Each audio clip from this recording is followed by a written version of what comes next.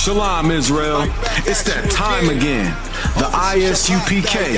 under Commanding General Yahanna presents the Lord's 57th Annual Passover. That's right, the Lord's 57th Annual Passover, April 4th, 2026 in Houston, Texas. All Black, Hispanics, and Native Americans are commanded to observe the Lord's Passover. This will be the biggest Passover to date. You do not want to miss this. Fresh lamb, fresh wine, and bitter herbs as commanded by the Most High. Only $200 per person ages 17 and up. The biggest event of the year. There is only one Passover, and it's under Commanding General Yahanna. See you there, Israel. Shalom. Nobody else there to compare to. Train for war, men of war, and warlike apparel. Prefer our leaders, can't get between us. Watch where you stepping. Hey, shalom, shalom, Israel. Yahweh Shemish Thumb to all the brothers. Yahweh Shemar Allah Thumb by Shemi Al Shah to all the sisters. Let's go ahead and clap it up. Most High Christ. Tonight is the closing of the Feast of PURIM. Last night, if you weren't with us, you missed out on a heavy class. And also, you better have watched Commanding General Yahanna's Black Watch last night as well, man. It was heavy. Absolutely heavy. Most High Christ for another, being able to hold down another high holy day. Salaki, another feast, another memorial, the Feast of PURIM, right? Tonight is the closing. Last night, we got into the origins of Esther. Right, Esther was a sister from the tribe of Benjamin. Her cousin Mordecai, or Mardaki in the Hebrew. Also, Esther in the Hebrew is Hadassah. It even said it so in the Bible, right? In the King James Bible, the King James 16:11. Get you a copy, right? In the book of Esther, we went over last night and during the opening of the feast, the origins of the sister, the origins of Mardaki, Mordecai, her cousin. How she came into power, right? Like most women, they come into power through who either their family lineage is or who they marry. And Hadassah is from the latter, right? She came into power because of who she married, right? This is a heathen king. This is taking place in the land of Persia, modern day Iran. You understand? And what's happening in modern day Iran is World War III. But thousands of years ago, during the days of Esther, there was no war, right? At the time we're reading about, there was no war right now. And this heathen king threw a party, like most heathen kings threw a party.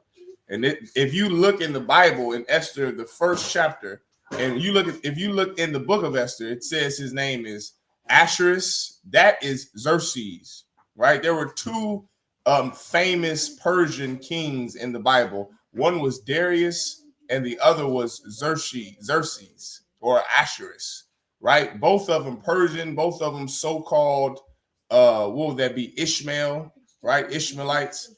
And these oppressors, these heathens, they had us in captivity, what you would call the Assyrian captivity.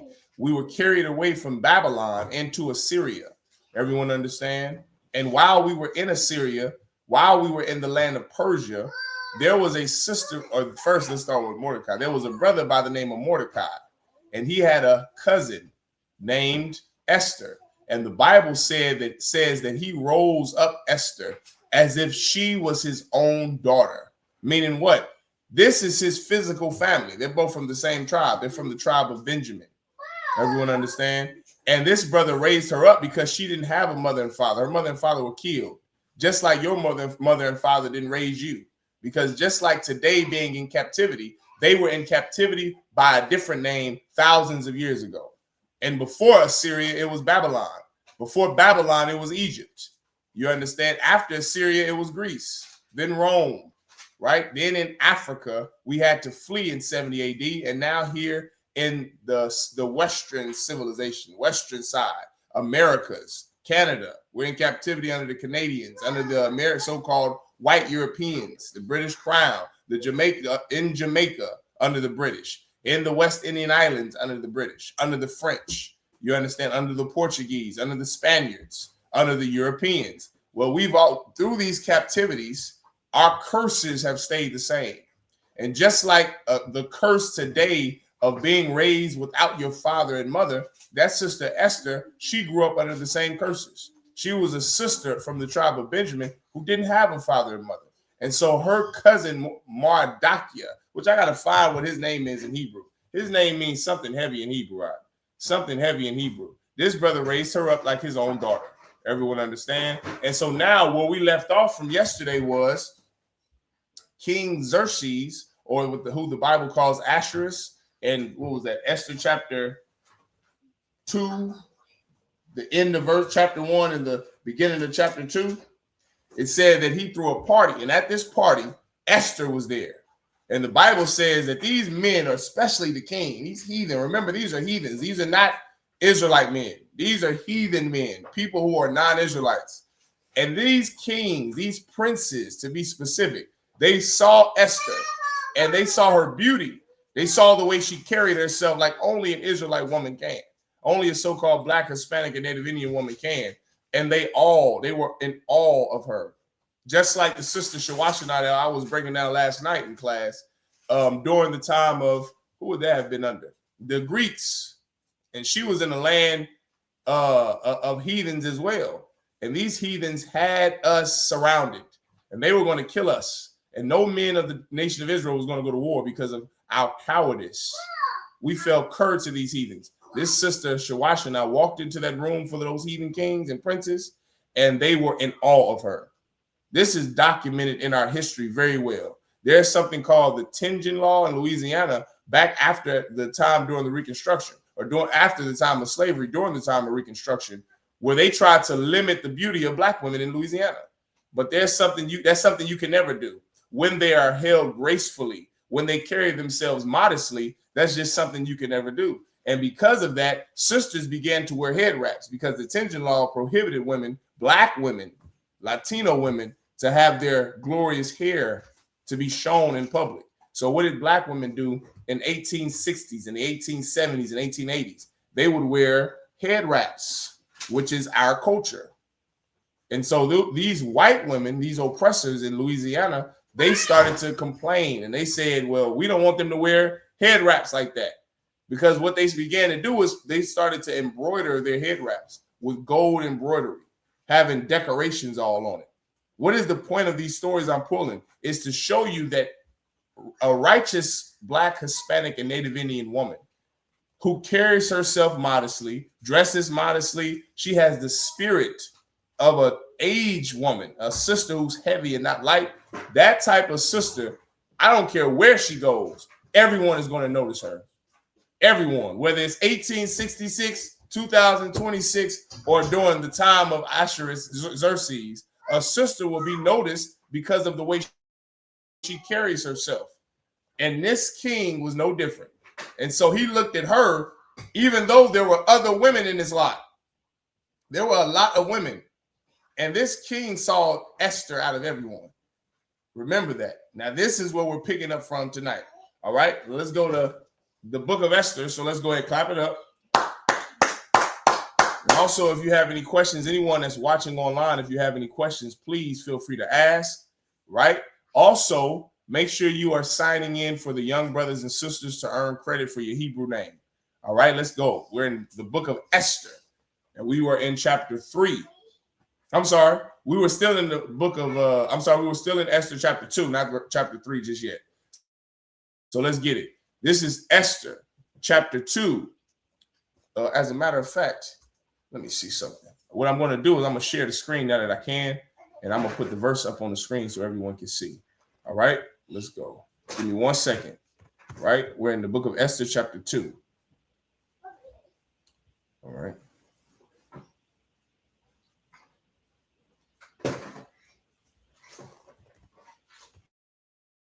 Esther 2, and well, hold on. Instead of using the blue letter Bible, I'm gonna go to a different one. I'll go to, that way this is a lot bigger. That way everybody can see it. All right, now let's get it. This is Esther. All right, let's go to Esther chapter 2. And I'm sorry, chapter 1. Yeah, do chapter 2. Let's do chapter 2. Esther chapter 2. All right, we're going to start at verse 17. All right, let's go to Esther chapter 2 and verse 17. Here we go. Now I'm sharing the screen where everybody can see it. All right, let's get it. Let's get it. Let's get it. Here we go. Here we go. Most High in Christ. All right. Can everyone see that? Right. Shalom to the sister Yahweh Shemal Tabashim Shah. What's going on, sister Matako Shah? How you feeling, sis? Let's do it like this. That's better. I like to do it like that. Okay. That's a lot better. All right. So now we're in the book of Esther, chapter 2 and verse 17. And the king loved Esther above all the women, and she obtained grace and favor in his sight more than all the virgins, so that he set the royal crown upon her head and made her queen instead of Vashti. Vashti was some heathen girl, right? Verse 18. Then the king made a great feast unto all his princes and his servants, even Esther's feast. And he made a release to the provinces and gave gifts according to the state of the king. And when the virgins were gathered together the second time, then Mordecai sat in the king's gate. Esther had not yet showed her kindred nor her people, as Mordecai had charged her. For Esther did the commandment of Mordecai, like as when she was brought up with him. It said Esther, Salakia, let me go back to this, right? Hold on. It says Esther did not do as her father. As when I say her father, meaning the brother who raised her like her father, her family, Mordecai, did not do as he commanded. You understand? Let's keep going. That's an important part to remember. Let's keep going. Right. Esther had not yet showed her kindred, nor her people, as Mordecai had charged her. For Esther did the commandment of Mordecai, like as when she brought up with him. In those days, while Mordecai sat in the king's gate, two of the king's chamberlains, Bigthan and Teresh, of those which kept the door, were wroth and sought to lay hand on the king Ahasuerus.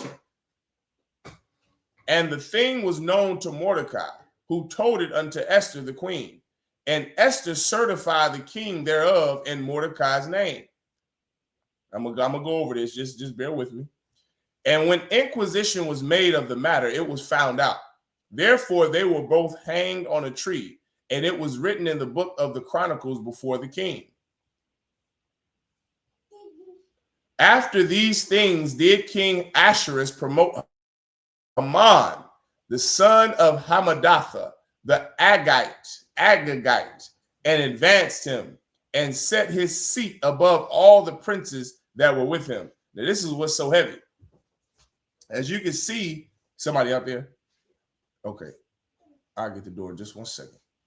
All right. As you can see, Shalom, sis, Yahweh Shemal Tabashim Shah.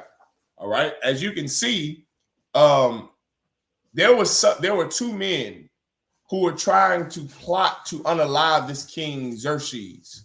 And what happened was Mordecai heard about it. And so what did Mordecai do? And remember, why is Mordecai doing this? That's what you always want to remember, right? Give me 1 second. Oh, give me 1 second.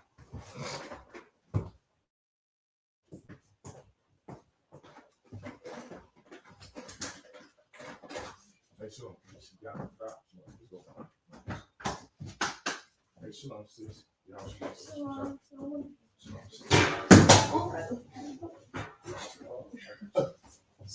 This is y'all right now? Right now. I'm sorry. You're not supposed to be on the way. Okay, both sides of Christ. All right, Salakia. Go ahead, clap it up. Clap it up, clap it up. Both sides of Christ. All right. So this brother, Mordecai, he made sure that the king found out about this plot against his life.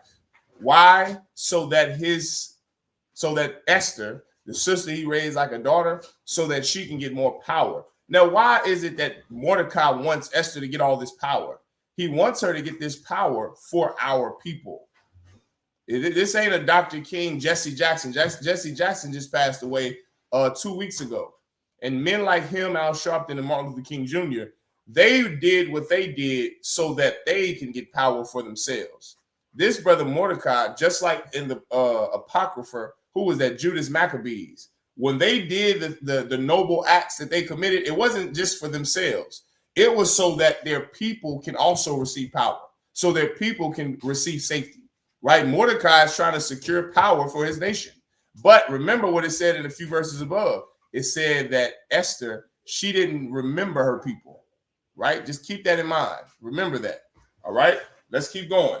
This is Esther chapter 3. Q, you mind reading? This is Esther. We're in Esther chapter 3. You can start at verse 1. Oh, God. This is the book of Esther, chapter 3, verse 1. After these things did King Ahasuerus. So I can, how you say that name, sir? You can say Ahasuerus. Ahasuerus. Mm-hmm. After these things did King Ahasuerus promote Haman, the son of Hamadias. Good on that point to what the story we just read about that inquisition that was staged against this king. Ahasuerus is Xerxes. I'm gonna call him Xerxes just because that's what the world knows him. He has a world famous name. He's even depicted in that movie 300, right? The Spartans fought against them, and they've always been known. The Persians were always known to have this great, big, massive army. I'm talking about bigger than the Egyptian army. They said that whenever they marched, they would march with elephants. They had this gigantic, it's depicted in the movie 300. That is historically accurate based on the text and the chronicles that were written and taken down by the scribe. Well, listen, here's what's so heavy about Mordecai. That story of Mordecai is written in their record. It's written in their chronicles. That's what the Bible just said in, what was that? Chapter 2 and verse 21.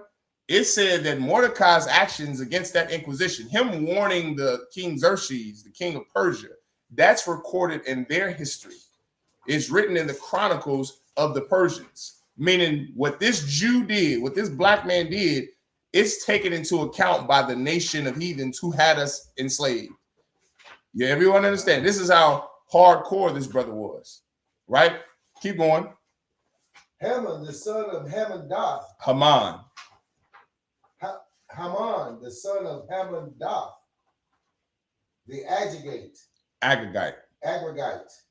and advanced him and set his seat above all the princes that were with him. Now, what did this king do to reward this brother Mordecai? He put a so-called, now at this time, they weren't called so-called Jews. This cat, Haman, he wouldn't have been called a so-called Jewish man. He would be called an Agagite from Amalek. This devil, this white man, Haman, he is from the same lineage as Benjamin Netanyahu, right? Those so-called Jewish people who are dwelling in our land right now, the land of Israel, part of our land, the land of Israel, these are the people who Haman descend from. Today, he would be Benjamin Netanyahu. He would be, give me some more famous Jewish people. He would have the last name Rothstein or Rosenberg or Schwartz, Goldstein, Thawada. This is who he descends from. Why is that so important? Because just a few captivities ago, before we were even in the Babylonian captivity, when we were in the land of our own, had laws of our own, and King Saul was in charge, the Most High God ordered King Saul to go unalive the village, I guess you would call it the village of Amalekites. He was ordered to go and slaughter and wipe the memory of that village or that group of Amalekites before we even got to Haman. So remember that. This Haman would have never been written in the records or the history books if King Saul just would have did what he was told to do. If he followed the order and did what the Most High commanded him, which was to go salt the earth of those Amalekites. Now, did it say all those Amalekites, meaning would there be no Jewish people left? No, that's not true. And sometimes that gets misconstrued through history. You think as you come into the truth, when the Most High God gave the commandment to King Saul to go and unalive the Amalekites, he was not talking about every Amalekite. He was specifically referring to the Amalekites that slaughtered the hind parts of us as we marched out of Egypt. This cat that we're about to read about, who was just as terrible as Donald Trump, which is so apropos to today, because we're living in a time where we're ruled by a man who is in the Epstein files, who's going to war, who's sending your sons and daughters to die, all because of a secret that he has that he's in the Epstein files. This cat Haman is just as evil, but he would have never been so if that brother Saul followed his order and did his duty. Just remember this as we're reading this story, and as we're reading, continue to go on about how terrible Haman was to the children of Israel, how terrible he was to the Jews, the ordinances he passed to have us killed if we didn't eat pork, to have us killed if we weren't just as lustful as the people who ruled over us. Remember, he would have never been around had Saul carried out his duty. Why is that so important? Because you should obey the Most High God the way Saul should have. Saul made a terrible mistake and he disobeyed the Lord. Right. And him disobeying the Most High God cost his race of people their lives, literally. By you not doing what you're supposed to do, you hurt your brothers and your sisters. That's a lesson that you have to understand. If you get high and you smoke cigarettes, or you have sex with whores, or you're somebody who abuses women or abuses children, or you're a woman who whores on her husband, you're not just hurting yourself. You're not just hurting your family. You're hurting your people. Always remember that what you do affects your nation. And King Saul didn't understand that, but he will. He did. He ended up understanding it when King David, when he was put to death and he began to get plagued by demons. The Most High God will have Saul be plagued by demons so intense that King David had to come and play that harp and strum that kinnor so that those demons would free from his mind.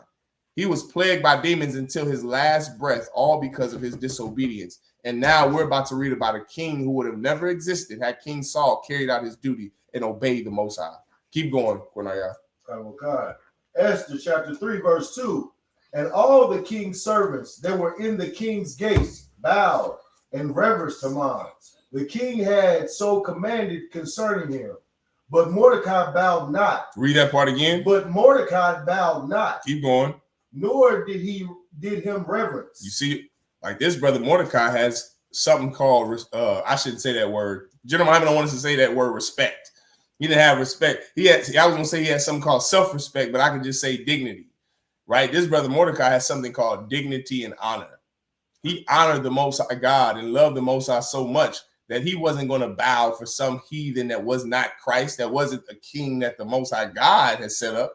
This is some heathen who hates black people, who hates Latinos and hates Native Indians. He'll be damned if he bow for someone. First and foremost, he ain't bowing for somebody that's not his race of people. That's something that I don't understand about black Christians in the world who vote for white people. You're voting for a person who doesn't have your best interest. He's not even from your family. And what do? Kiss his ring finger, kiss his hand, and vote for him and give him love and kindness? You're not supposed to do that to some heathen. Mordecai was a better man than your pastor, a better man than your father.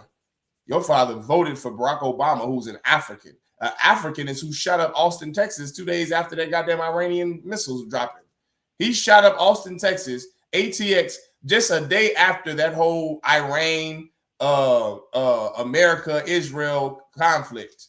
He shot up Austin, Texas, some African like Barack Obama. And what did you do? Voted for him, loved him. Mordecai was better than you, better than your preacher, better than your father. He had something called dignity and honor.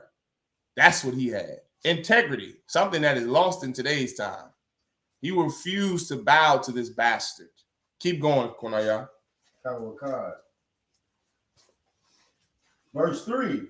Then the king's servants, which were in the king's gate, said unto Mordecai, why transgressest thou the king's commandment? Verse 4. Now it came to pass when they spake daily unto him, and he hearkened not unto them, that they told Haman to see whether Mordecai's matters would stand, for he had told them that he was a Jew. Mm-hmm. Verse 5. And when Haman saw that Mordecai bowed not, nor did him reverence, Then was Haman full of wrath. Verse 6. And he thought scorn to lay hands on Mordecai alone, for they had showed him the people of Mordecai. Wherefore Haman sought to destroy all the Jews that were throughout the whole kingdom of Ashurus, even the people of Mordecai. Like he was this heathen Haman, this Amalekite, Benjamin Netanyahu. This cat here sought to kill all of us simply because Mordecai didn't bow to him. That's how full of himself. That's how much hubris this devil had. That's just like Trump. Trump is full of that that arrogance, that just like, God, my God, there's nobody better than you. So you're going to kill an entire race of people. You're going to exterminate them. Especially, it said, especially the people of Mordecai. Who are the people of Mordecai? The Benjamites. Remember, Mordecai was a Benjamite, and so was Esther. He was going to slaughter the Benjamites. He was going to slaughter the Israelites, the Jews, and especially the Benjamites, simply because the man who descended from their people didn't bow to him. That's some Donald Trump stuff right there. That is what Donald Trump does the same thing. Remember, when he first started to send ICE into these cities, remember this. Remember I said this. Remember the UPK taught this. When Donald Trump first began to send ICE into these cities, the first place he sent it to, I think, was New York or DC. When you look at what the first city was, the city or the state that he first sent these ICE agents into, he said when he got elected that the people who didn't vote for him, he was going to make them pay. You can just look this up. He said this out loud like he does every stupid thing that comes out of his mouth. He said that the people, the cities, the mayors and the governors from the states that did not vote for him, that weren't blue, that weren't red and weren't Republican, he was going to make them pay. And because they didn't vote for him, he slaughtered Latinos in the streets for 2 years, for a year, for 18 months. He slaughtered 5-year-olds, arrested a 5-year-old Latino boy just so he could get used for bait to get their father out the house, to get their father off the job. Arresting elementary school Latinos. I thought they were going after criminals. They're at a high school and an elementary school and a middle school. That's Donald Trump. Mm-hmm. All because the state or the city didn't vote for him. Talk about hubris. Talk about self-righteousness. Talking about being full of yourself. This cat is so full of himself that when somebody doesn't vote for him, he's going to make them pay. Brother, that's this oppressor we're reading about now, the Bible, in the book of Esther, Haman. All because Mordecai didn't bow to him. And when they asked why he didn't bow, back in verse 3, it says, then the king's servants, which were in the king's gate, said unto Mordecai, why transgresseth thou the king's commandments? He said, the matters would stand, for he had told them he was a Jew. They inquired, like, why didn't you bow for Haman? We all had to bow. He said, because I'm a Jew. We don't bow for no man. We don't bow, especially not for some heathen. Like Farrakhan. I think Farrakhan, didn't he kiss the Pope's hand? He kissed the Pope on the cheek and bowed to the Pope. This is your black leader who was a black leader in our community for 60 years. And he bowed to a white man. I thought the black Muslims were supposed to be so militant and hate white people. Meanwhile, your leader is kissing the ring and the cheek of the Pope, some Italian Roman. We don't do that. We don't bow to some heathen. We don't bow to some man, some heathen man. All because that's like if Donald Trump made a decree that all of us should bow. Do you really think that we are bowing in the UPK to Donald Trump? That's what he wants you to do now. Donald Trump wants you to kiss his behind. That's what he wants. He wants you to kiss his behind. He wants you to say, oh, glorious Donald Trump, you're the best. That's what he said in that speech, the State of the Union. He lied and said, they keep coming to me saying, oh, Donald Trump, why are we winning so much? We just can't stop winning. We're just winning. We're winning so much. This is Haman. That's the same spirit that's on heathens all around the globe. They want you to kiss their behind like they've done something so special, like they deserve to be praised. Donald Trump has done nothing deserving of praise, and neither did this King Haman. Keep going, Kunaya. Verse 7. In the first month, that is, the month Nisan, in the 12th year of the king of Asuris, they cast pur, that is, the lot, before Haman, from day to day, and from month to month, to the 12th month, that is, the month Ador. Verse 9, and Haman said unto King Assur, there is a certain people scattered abroad and dispersed among the people in all the province of thy kingdom, and their laws are diverse from all the people. Neither keep they the king's laws. Therefore it is not for the king's profit to suffer them. Verse 9. Like this cat here, he's going and just snitching. Man, it's a race of people who they keep their own laws. Right. They don't keep your laws. They keep their own laws. They don't serve your God. They don't worship you as a God. They have their own God. Right. They love their own power. They don't worship you as a power. That's why they didn't bow to me. Can you believe that? This is how, you know what's so heavy about this story of Esther? When you read the Bible and you see, you had something you want to say, Q? Nah. Okay, so I thought you were raising your hand. When you read the Bible and you look at these stories like of Esther right now with Haman and Xerxes, when you read these captivities and some of these cats that were in these even in Egypt, the second Pharaoh, not the first one. The first one was kind to us. When you read these stories and you listen to the way that these heathens who are over top of us, the way they talk about us, it just brings it home to me every time you read. Like whenever you open this Bible and you see the way that these heathens, these other nations refer to us, it just always makes me think this is how they talk about us now in those board meetings and those city council meetings and those mayoral meetings and those gubernatorial meetings. Up there in Chicago, they got something called an alderman. I don't even know what the hell that is, but they have it in Chicago. And Chicago, for the last 109 years, according to the Department of Justice, they are the most corrupt, politically corrupt city in America. For the last 109 years, Chicago is the most politically corrupt city in America. More than New York, more than DC, more than Miami. This is how they discuss us in those meetings. When they're discussing who should we choose to be the new black leader. This was in the document. It's called the, what did J. Edgar Hoover do? The COINTELPRO.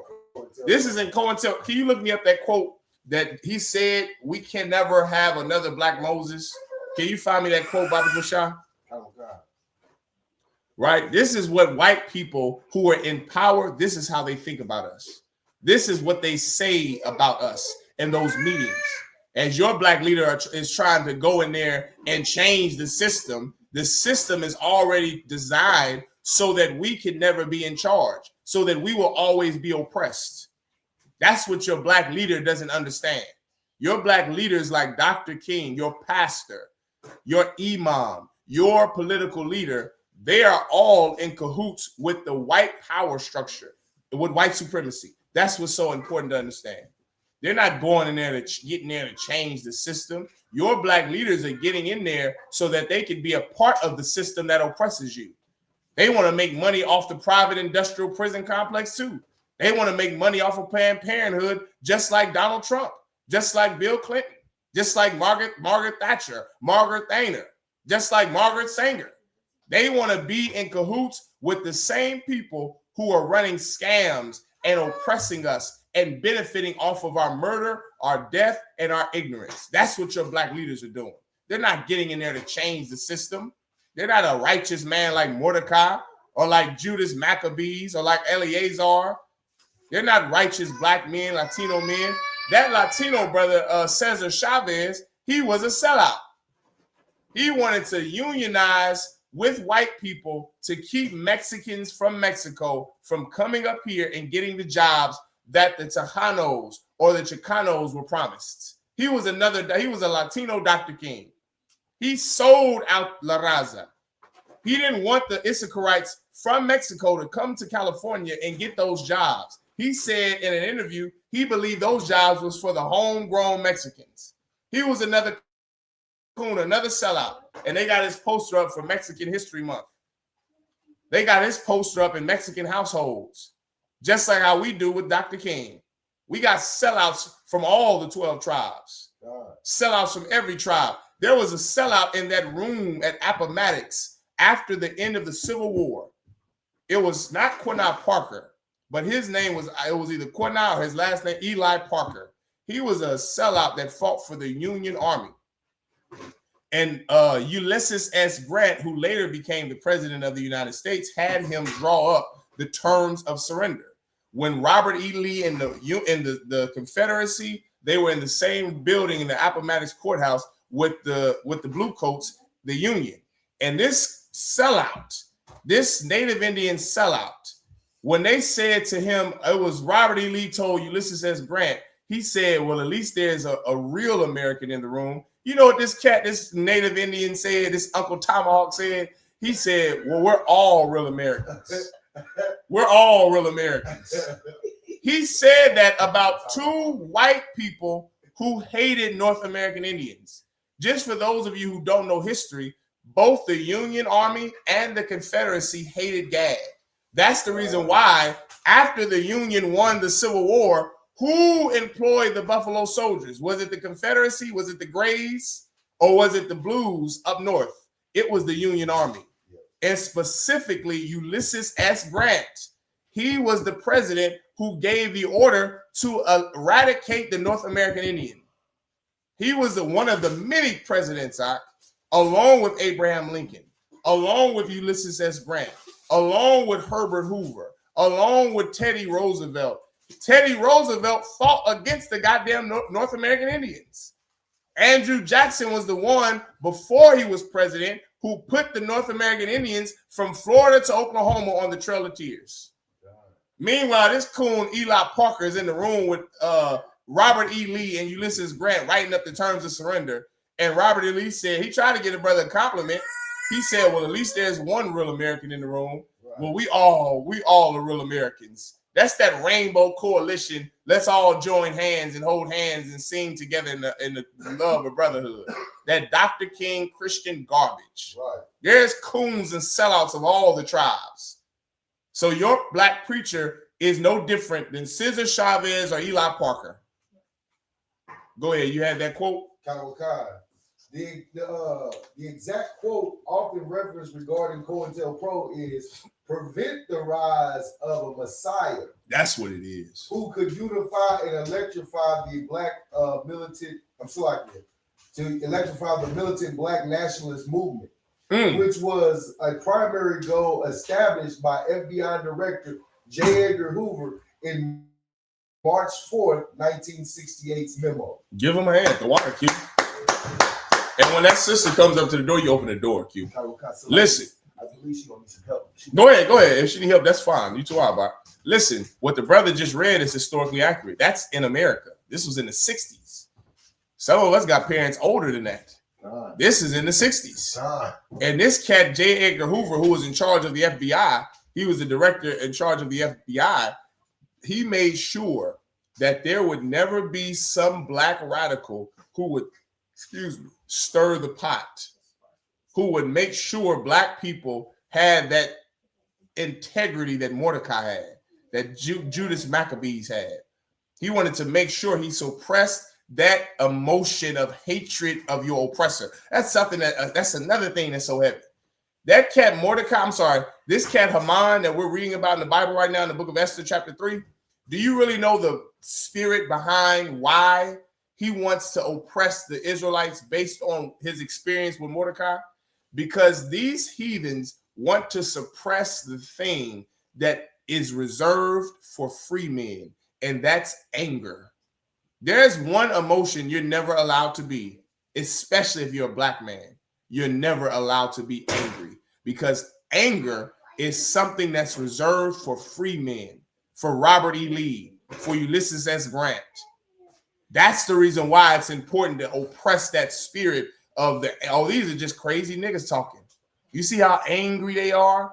Well, why wouldn't we be angry? You're slaughtering our people in the streets. You're oppressing us. You're tearing apart our families. You're unaliving our babies. You're touching our children in the Epstein files. Why the hell wouldn't I be angry? Anger is something reserved for free men. And that's something the white power structure, that's something that white supremacy can never allow. You are not allowed to be angry ever. Because when you're angry, then you start to understand who the devil is. When you're angry, then you start to fight for your people. When you're angry in righteous anger, then in righteous indignation, now you begin to fight for your people, obey the laws of God, and you stop getting high, stop making whores out of your sisters, and you start producing successful Black families, Latino families, North American Indian families. That's the reason why you're not allowed to be angry. When you're happy or you're sad, you're allowed to be sad. You're allowed to be happy. Happy and sad people, if you're sad all the goddamn time and depressed, what are you going to do? Get high all day. That's what's going to happen when you're sad. When you're sad and lonely because you lost your son due to gang violence, when you lost your daughter due to a stripper pole, guess what's going to happen? You're going to get high all day. So you're allowed to be sad. Depressed people make the best drug addicts. When you're happy all the goddamn time, you're like Dr. King. Shalom, sis. When you're happy all the time, you're just like Dr. King. All you want to do all day and night is love white people because you're so happy. Just like that song, Travel Long If You Feel. What's that, Pharrell Williams? You're happy all the goddamn time. You're never angry. That's an emotion that you can feel when you're a slave. What happened? Okay. But when you're a free man, you're allowed to be angry. You're allowed to be angry at your oppressor. You're allowed to be angry at oppression. You're allowed to be angry at the white man. You're allowed to be angry at Planned Parenthood when you're free. That's something that is always discussed in these city council meetings. We got to make sure these niggas stay on dope. Right. We got to make sure they stay slaves, because if we allow, like J. Edgar Hoover said, like the brother just read, if we allow a Black Messiah, he will turn this people. He will make this people Black nationalists. Now, what is Black nationalism? It's just being an Israelite. That's what it is. A nationalist is someone who loves their nation. Right. And that is what every living thing loves. Precept. All flesh can sort to their own like. Right. All lions can sort to other lions. Are lions nationalists because they love other lions? Because they want to secure the dominance of their species for years to come? Is bacteria, I found out recently that if you take too much antibiotics, what is going to happen is you're going to produce super germs that are immune to those antibiotics. So whenever you get an infection, you get that antibiotic into your body, it just doesn't go away because that bacteria, that cell, is so immune to that antibiotic that it just mutates and it metastasizes, and now you have super sicknesses and illnesses. Is bacteria a nationalist because they're fighting for the dominance of their own species? Are rabbits, are they nationalists? Why in the hell does it have to be labeled something when it's nature? It's something that's normal. All flesh, all living things want their species to be dominant, want their race, want their nation to be dominant over everybody else. We do too. And if you're a free man, you do. But when you're a slave, you're not allowed to have that feeling. Somebody had something they wanted to say? Go ahead, Cornell. It's kind of irrelevant, but it was talking about what you said. I just was going to bring up remember years ago, they were talking about the super gonorrhea. Mm-hmm. Because all those people were taking them antibiotics, yeah. But they wasn't finishing. They would take it halfway through. And then the gonorrhea, it just lived. It just lives and it just gets stronger because it's almost the same way that you would do a vaccine. To do a vaccine. It's exactly like that. Yeah, you know what I mean? Them genes or them super cells or those goddamn, that bacteria just grows and it learns the DNA of that disease or that whatever it's attacking, that immune system, it just learns it. And when you get all that, you just keep getting those antibiotics, it just grows and grows and learns and grows. And before you know it, you created some goddamn sickness that can't be cured. Right. So like, you go ahead. That's how cancer works. When you get one little, they want to find it when it's only a little bit because that thing. When it metastasizes, it's so hard. Yeah. Get a brother and sister head. Got super gonorrhea. Y'all brothers better stop having sex with whores, man. That's why I remember growing up hearing brothers talk about one night stands. I'm like, what in the hell are you, brother? I was too scared. I was scared to death to catch something. I wasn't out there like that. That's ridiculous. I got to damn know the woman I'm with. You just out there putting your rod in everything. And for a woman, you are taking a risk. You out there letting any man on top of you. Like, goddamn, you don't care about your health, which is what I was talking about last night when I brought out about how there are some people who just live a life of death. You mean to tell me that there's something out there called super gonorrhea, HIV, AIDS, chlamydia, herpes, and you're out there putting your mouth on everybody? My mom used to talk about mononucleosis. I'm assuming that's something that's old from her day. Mono. She said, you better not be kissing on those. You're going to get mononucleosis. And I didn't even know what mononucleosis was, but it sounds terrible from Satan himself. I'm not putting my mouth on everybody. I'm sorry. That's how someone who wants to live lives their life. When you don't want to live, you just out there doing God knows what. And there's a life that people live that you see it. You like, man, this cat just wants to die. He lives recklessly. She lives recklessly. That's someone who wants to die. Well, listen, man, in this school, we have a bunch of people who want to live. And not just live, we want to rule. We want our king to rule so that our tragedy ends, so that this tragedy of living life, being oppressed ends. Mordecai wanted the same thing, man, which is why he raised his sister Esther to remember her people. But just like so many Black, Hispanic, and Native Indians that get in power, you tend to forget where you come from. That's one thing. That sister Melissa Johnson, Melissa Johnson, our city's prosecutor. That sister, one thing I can say about her, and you don't really see this amongst Black people that have power, that sister remembers where she comes from. You can tell that sister is doing her job. There's a type of Black person who's in a mayoral position, like the brother Eric Mays up there in Detroit. That brother was doing his job. And I always like Black people that are like that. Don't get a job and start acting like you head nigga in charge, trying to prosecute every nigga you can, right the street. Like, you are a Black person in a position and you're just doing your job. But it's a type of Black person like Dr. King or some Black person like Jesse Jackson who gets in a position of power and abuses it against his people, right? Or she abuses it against her people. But then there's a person that can, like Joseph in the Bible. Right.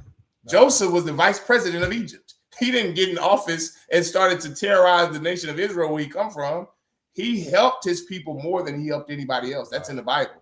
He made sure that Goshen, the land that he came from of Israel, the land right off of Egypt that we lived, he made sure that his family and his people were taken care of.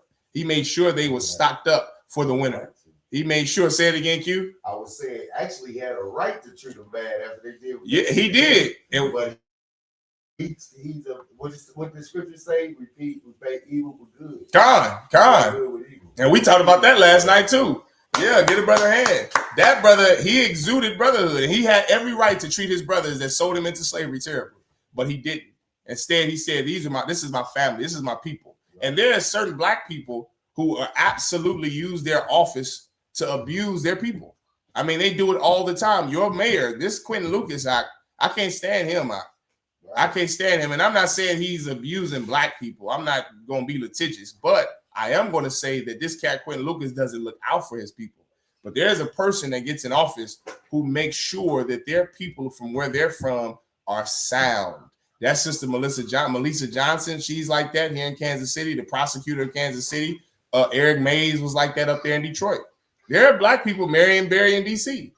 There are Black people who get a mayoral position or gubernatorial position, or they're a leader at the job, some lead man or supervisor at the job, and they make sure they look out for their people. They don't have to be overboard or extra, and they damn sure don't have to be the opposite. And now they flipped on their people and say, all you niggas, you like, I can't, don't be a sellout.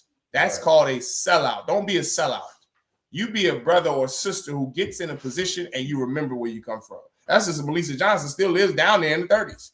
That sister is down there with her people all the time. She ain't looking to lock up just niggas and Hispanics. She's looking to lock up criminals because that's her job. And she's not going to go overboard with the sentencing like some Black prosecutors have done, like white prosecutors do. Oh, we got to clean the streets of Kansas City. So what does that mean? That's code word for I'm going to prosecute every 13-year-old Black boy in Kansas City and give him 30 years to life at 15 years old. That's what cleaning the streets up means in inner cities. I'm going to lock up these niggas in SPICs. Meanwhile, you got a sister who's our city prosecutor who's in what are they called? Who goes to events and different change for the city. She goes to these different types of events looking for solutions to solve a problem, to eradicate the root of the problem, instead of just locking all your Black and Hispanic sons up. Right. That's a sister who remembers where she comes from. Everyone understand. This sister Esther, she began to forget. Go ahead and read what you got, Queen Yagabar. So like, sis, did you have something you want to say? Okay, I thought you had your hand raised. Esther chapter 3 verses 8. So yes, it was verse 8. Come. Verse 8. And Haman said unto King Ahasuerus, no, it's verse 9. It's verse 9. Because we already talked, we read that. God, you right. You're in verse 9. So like you. Esther chapter 3, verse 9. If it please the king, let it be written that they may be destroyed, and I will pay 10,000 talents of silver to the hand of those that have the charge of the business, to bring it unto the king's treasury. Boy. I thought you was going to say something. Verse 10. And the king took his ring from his hand and gave it unto Haman, the son of Hammedatha, the Agagite, the Jews' enemy. Verse 11. And the king said unto Haman, the silver is given to thee, the people also, to do with them as it seemeth good to thee. Good night. Y'all hear this? This cat here, brother Haman, was terrible to Blacks, Hispanics, and Native Indians. I mean, literally, he was terrible. Like, he was willing to pay. Now, Donald Trump would have took that offer. Right. They say you pay Donald Trump, brother, you get out of jail free card there. They say if you got money, that's the reason why all those rappers, remember when he was letting out Kodak Black and Lil Wayne and reversing NBA YoungBoy sentence, that's because they label paid Donald Trump. Right. They say you get whatever you want with Trump as long as you got money. Said, boy, we had money, I'll be out there in the streets in the UPK, brother, doing vicious things to white people. So like, I'm just joking. But I know if I pay Donald Trump, all he cares about is money. That's just like, that reminds me of a quote from going back to Civil War history. That old devil, Jefferson Davis. Anybody know who Jefferson Davis was? I know if you're a nigga down south, you know. If you're black or if you black down south from the tribe of Judah, I know you know who Jefferson Davis was. But you brothers and sisters up north in the Midwest, y'all forgot your southern roots. You forgot where you come from. Jefferson Davis was the president of the South during the Civil War. Right before the Civil War, when the southern states, seceded from the Union, he was the president of the South. The nigga looked just like Abraham Lincoln, which is always something I find funny. He looked like an evil version of Abraham Lincoln. You had Abraham Lincoln in the north, and then you had like his evil little twin brother, Jefferson Davis in the South. Well, Jefferson Davis apparently didn't have race loyalty, which is why the Confederacy gave up on him at the turn of the Civil War. They didn't like him. His approval rating was like Donald Trump's right now, because white Southerners found out that he cared more about money than anything else. That's Donald Trump. You white people think that he cares about white people. You think he cares about you because you're white like him? Donald Trump don't care about nothing but money. That's why he let out black rappers. He don't care if you're a black rapper, Jewish, white man, or just a regular groove from the South. He don't care. He cares about money. This cat, Xerxes, was the same way. Xerxes didn't have no race loyalty. That's why Haman is playing. He's playing against him, saying, well, listen, I'll give you how many talents did he say? 10,000. 10,000 talents. To do what? To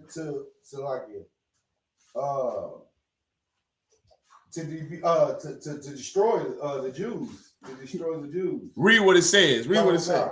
If it please the king, let it be written that they may be destroyed, and I will pay 10,000 talents of silver to the hand of those that have charge of the business, to bring it to the king's treasuries. He's saying what? What is Haman saying? He's willing to pay this money to destroy us. Right. He's willing to pay all this money just so blacks, Latinos, and Native Indians will be destroyed. If it please the king, let it be written that they may be destroyed, and I will pay good night the charge of the business to bring it into the king's treasury.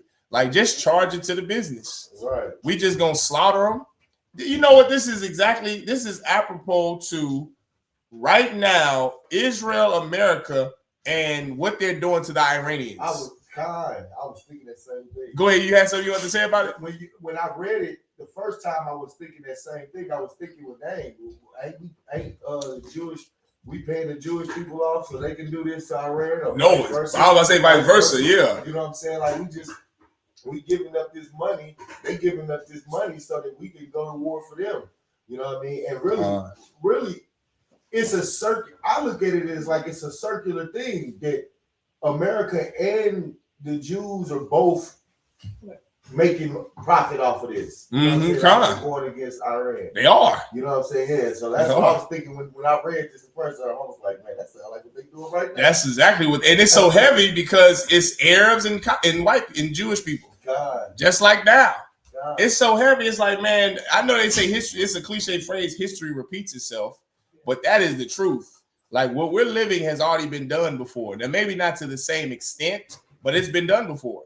And everyone knows that when you get in politics, it's all about money. That's how you get the power, right? If you have money, you get out of jail free. You got enough money, you know, which is the reason why I always look at black celebrities. Whenever black people say, well, this black celebrity got power, they would have never been in jail if they had real power. Right. White men in power don't go to jail. That's why Donald Trump is president and not riding in a prison like P. Diddy. P. Diddy don't really have power, right? He's a black person with a little more money than you. That's all you could ever be. That's why that phrase, I'm as free as I can be on a plantation, even exists, because we are still slaves. And there is no black man, Latino or Native Indian man that has more power than any of us. We're all slaves here. And if our oppressor wanted to, he can do whatever he wants to us because we don't obey our God. Now, when we start obeying the Most High God, we keep his laws, statutes, commandments, guess what? Then we will have real power, which comes from the Most High God. But right now, come on, man. The white man can do it. He can release a virus and we will all be taken out. He can poison the food and we will all be taken out. We don't own it. We don't have power to do anything. That's the reason why you have black mothers screaming in agonizing pain whenever their son either gets shot by the police or go to jail by the police for something they didn't do. Why do they scream and they cry so much? Because they know that they don't have power to change the conditions of their son. Right. They know that there's nothing they can do to this police officer that just murdered their son. There's nothing they can do. They know that if they kill the police officer, either they're going to die or go to prison for the rest of their life. And they also know that if any of their family members try to do anything, the same fate awaits them. You don't have power. You see, real power is a police officer would never even think to unalive your child. They would say to themselves, you know, this is the Israelites. This kid is an Israelite. We can't touch them. That's what the Egyptians found out after the Most High God sent that death angel to Egypt. The Egyptians soon found out who really had the power. They were scared and terrified. The Bible talks about that. And they said to them, go, just go. Just take all of our gold, take all of our silver, take everything and leave. Leave us the hell alone, or your power is going to continue to wipe us out. That's real power.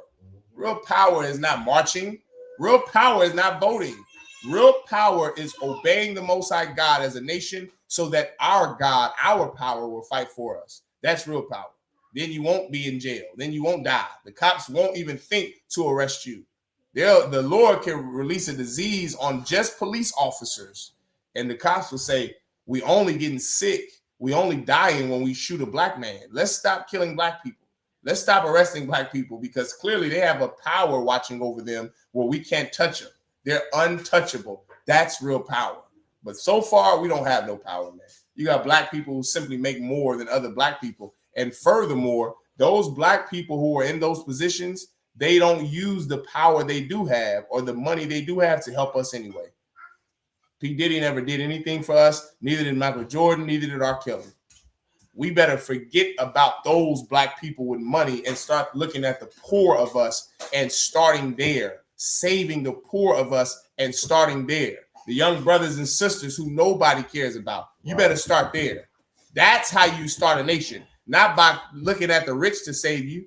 You better start in the projects and the barrios on the reservation. Now you have a real revolution. And that's something that Haman and Trump, that's something they don't want. That's something they would be afraid of. because they know with us obeying our God, the poor of us obeying the Most High God, just like in Egypt, God will fight for us now, just like he did then. Go ahead, Cornelius. God. Verse 12.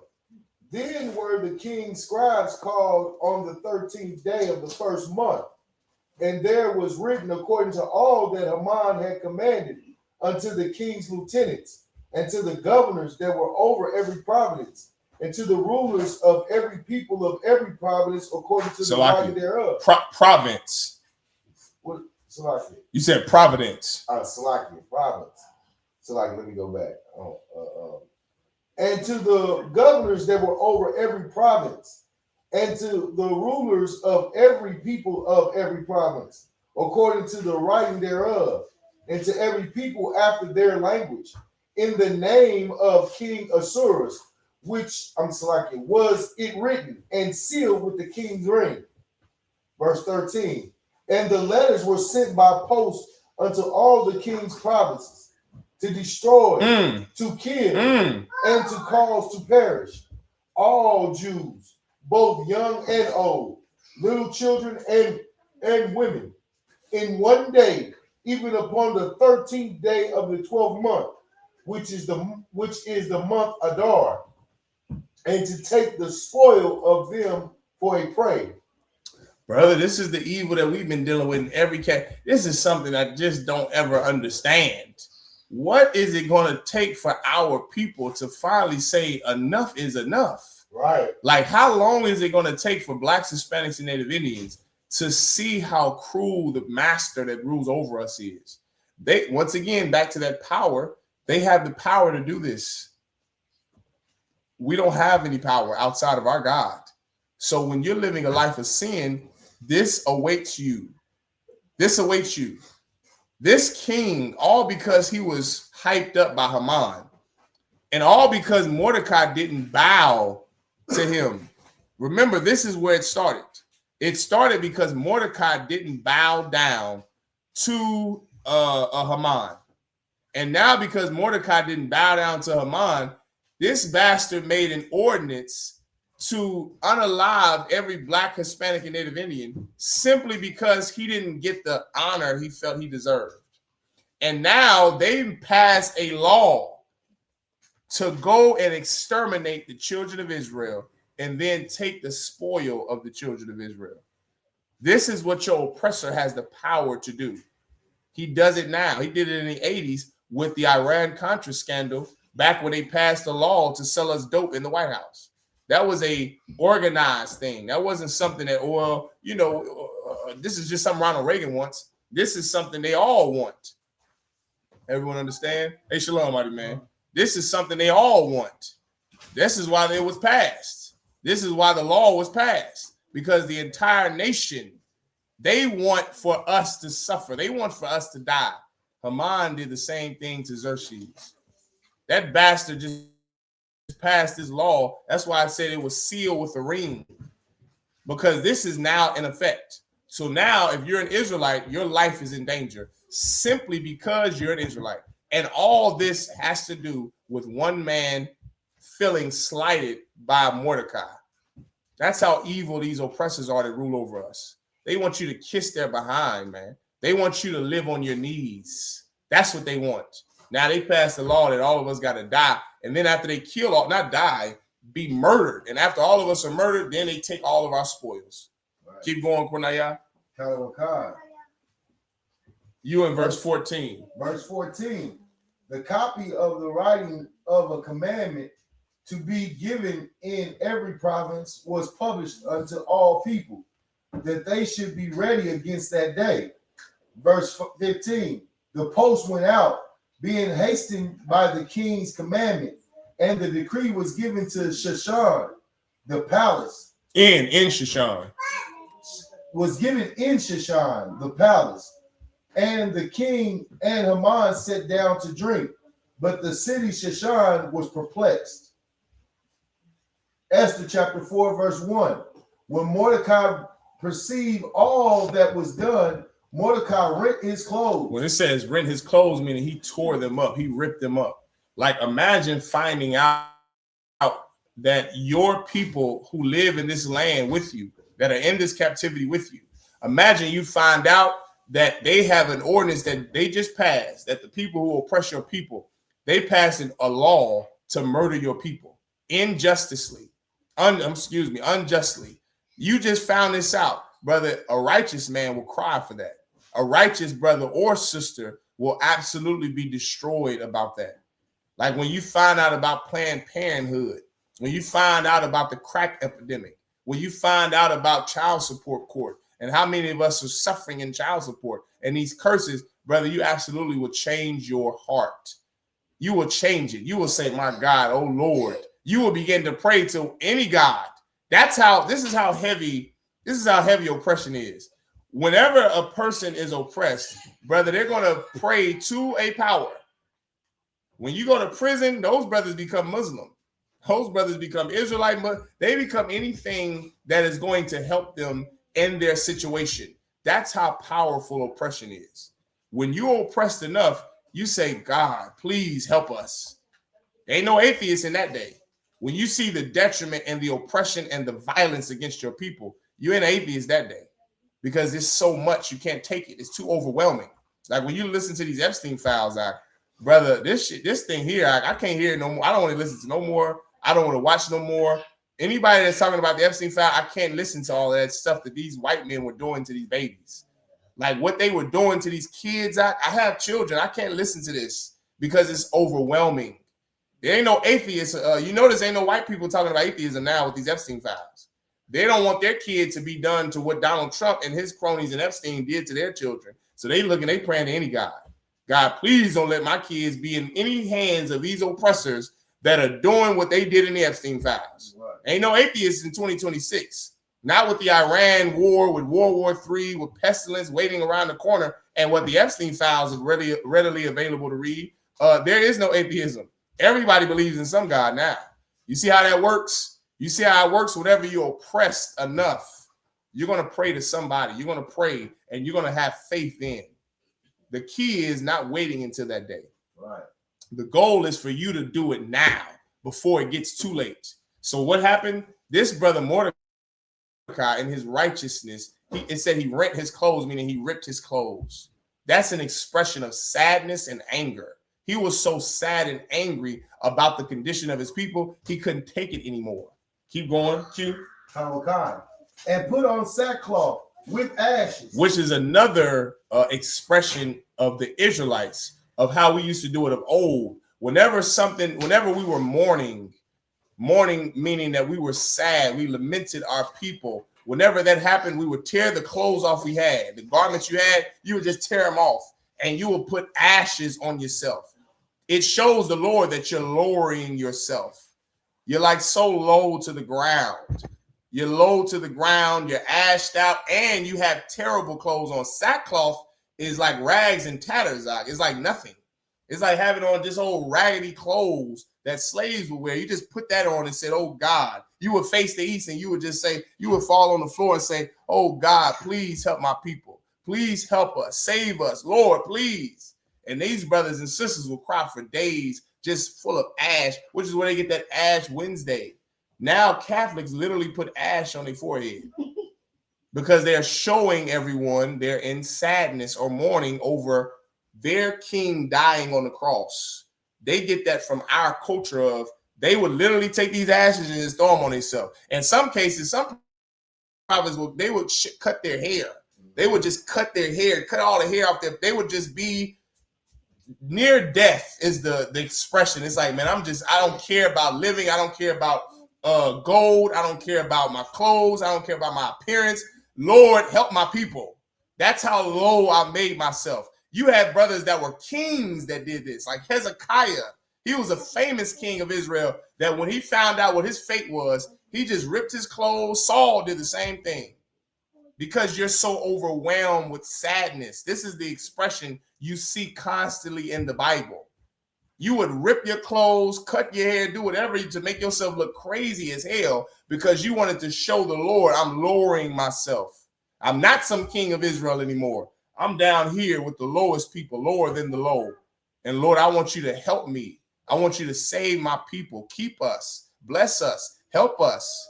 Don't keep the oppressor from murdering any more of my people. Jeremiah would write, like, I can't take this no more. Ezra was the same prophet. Ezra was the same way. He would tell the Lord, like, he was a prophet that was known for questioning the Most High so much because he was so sick of the oppression that his people suffered. So much so that he would ask God to the point that God would be angry with him. God was damn near anger with Ezra because Ezra would ask the Lord so many questions about when is this oppression going to stop? Where I can't take it no more. When is it going to stop, oh Lord? Please let it stop. How long? How long? He would always go to the Lord asking the same thing because he was righteous in his spirit. He didn't want his people oppressed. Here's the more heavy thing. Black, Hispanic, and Native Indian people, you have to resist oppression the way that the men of God want the oppression to flee from us. That's something that is always overlooked. Like, there are brothers and sisters who absolutely love our people. They're in the UPK. But the brothers and sisters in the world, how much do you really want oppression to end? That's the better question.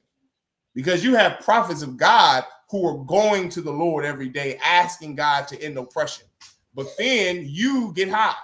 Then you have sex with white girls. Then you are making yourself a whore, sis. How much do you really hate oppression? Do you really hate oppression? Maybe that's a good question to ask on the streets. Do you hate oppression? Because what are you doing to change your state? You mean to tell me that this white man has to pass a law to just murder all of us in order for you to stop getting high? Why does it have to take that? How about you look at Kai Gurley and Trayvon Martin and Sandra Bland and see what ICE have done to the Latino brothers and sisters and say, you know what, something is not right. I'm doing something wrong. Maybe it's me. Maybe I'm the reason why my people are suffering. That, brother and sister, is the way a real revolution happens. Right. That's a real revolution, changing of yourself. Now you start to see things like, man, I got to stop, get all this dope. I've been getting high since I was 13 years old. Let me stop. My God, these brothers are being put to death by ICE. They're putting Mexicans to death and they putting white people to death. ICE was so terrible this past winter, they killed white people. That's how vile and cruel they are. What do I have to do to end this misery of my people? This is Mordecai. He tore all his clothes off and just, God, please help us. Save us from this tragedy that's about to happen. Remember, this was stamped in law. Mordecai, the only power Mordecai had was to pray to God. This is all he can do, which is the reason why he raised Esther the way he did, so that she can get in power and help her people. But let's read what Esther is doing during this time, Kunaya. Let's read about her. Keep going. And went out into the midst of the city and cried with a loud and bitter cry. Verse 2. And came even before the king's gate, for none might enter into the king's gate clothed with sackcloth. Verse 3.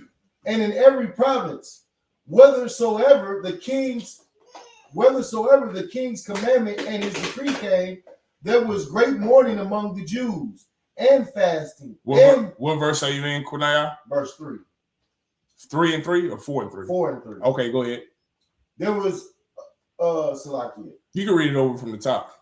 Verse 3. And in every province, whithersoever the king's commandment and his decree came, there was great mourning among the Jews, and fasting, and weeping, and wailing, and many lay in sackcloth and ashes. We all are sad and depressed when we find out what's going to happen to our people. And remember, especially to Benjamin. Keep going. Verse 4. So Esther's maids and her chamberlains came and told it to her. Told it to her. Then was the queen exceedingly grieved, and she sent raiment to clothe Mordecai. Salakia.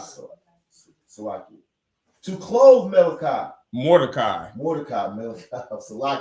me read that over. You too hard, bro.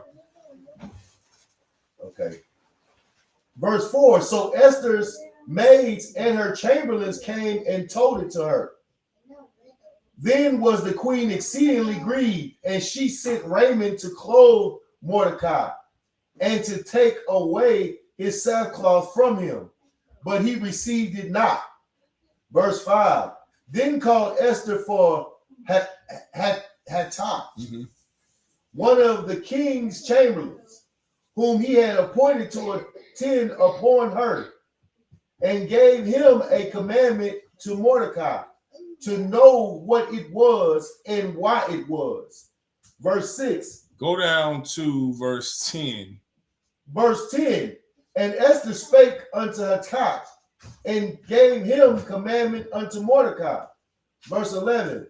All the king's servants and the people of the king's province do know that whosoever, whether man or woman, shall come unto the king, enter the inner court, who is not called, there is one law of his to put him to death, except such to whom the king shall hold out the golden scepter, that he may live. But I have not been called to come into the king these 30 days. This is Esther's response to her finding out about what this king is just passed a law to do to her people. She's saying, like, nigga, this don't apply to me. This applies to y'all. Y'all the ones in the ghetto and poverty, struggling and suffering. I live in the king's court. I have chamberlains and maids and my every beck and call. This has to do with you. This is what she, remember it said earlier that she sent raiment to her father figure, Mordecai, to her cousin Mordecai. She sent raiment to him because she knows her people's culture of ripping off those clothes and putting sackcloth on. So what did she do? She sent raiment to Mordecai. And then when Hathach came and told her, like, what are you planning on doing? What is going on? What are you going to do?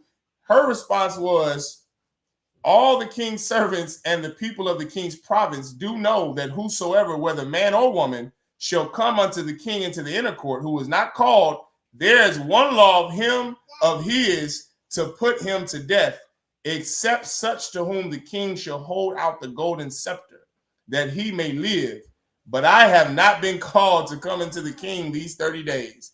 I ain't been called to come into the king. What good can I do? This don't apply to me. What do you expect me to do?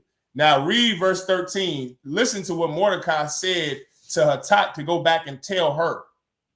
Verse 13. Then Mordecai commanded to answer Esther, think not with thyself that thou shalt escape in the king's house more than all the Jews. Y'all hear that?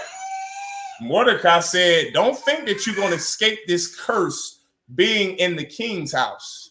You think just like Dr. King or Malcolm X or who's the one, Jesse Jackson, that just died. You think because you are close to the white man, you think because you live in his court, you think because you got power, because you have a title that gives you power of mayor, the first black mayor, the first black this, the first black that. You think that means that you are going to escape the judgment that they're going to do to your people. You are not. You're still a nigga. Ain't that what happened to OJ? He found that out. He said, well, I ain't black, I'm OJ. That nigga went to jail like any black man in America. Right. You think that being closer to your oppressor is guaranteeing your safety, and it doesn't. That's what Mordecai told his cousin Esther. Keep going. Verse 14. For if thou altogether holdest thy peace at this time, then shall their enlargement and deliverance arise to the Jews from another place. But thou and thy father's house shall be destroyed.